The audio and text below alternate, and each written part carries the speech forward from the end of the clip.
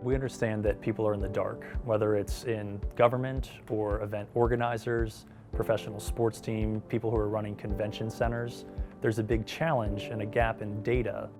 COVID-19 has killed hundreds of thousands of Americans, devastated our economy, and undermined our way of life. As vaccines are deployed across the country, we need to equip our leaders with data to guide when and how to reopen schools, businesses, and events safely. Lives and livelihoods are at stake, but there's too much uncertainty.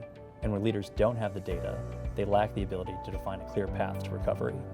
Governments have been able to make a bunch of these restrictions in place, and now that we're looking at lifting them, we want to make sure we're lifting them at the right pace and for the right reasons. What we're able to do at Epistemix is help fill those gaps in who's coming to the event from where, what's the level of vaccines that people have had in those areas, and we can give event organizers an idea of, with certain mitigation policies in place, how many people can come back in.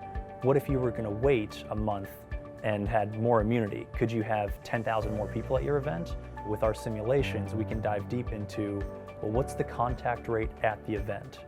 How does that contact rate, or how does that change transmissibility if we have masks, if we have social distancing?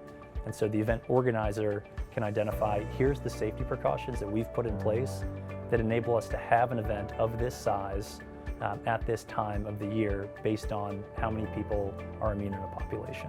As we begin to open up or ease on our restrictions, it's even more important to have this type of data so that you can understand how these things affect one another in combination. We understand the importance of having these events, of bringing kids back into the classroom, of bringing people back into the office place, because under a thriving society, these social connections matter a lot. Our role is to help decision makers bring people back and to help them do so safely.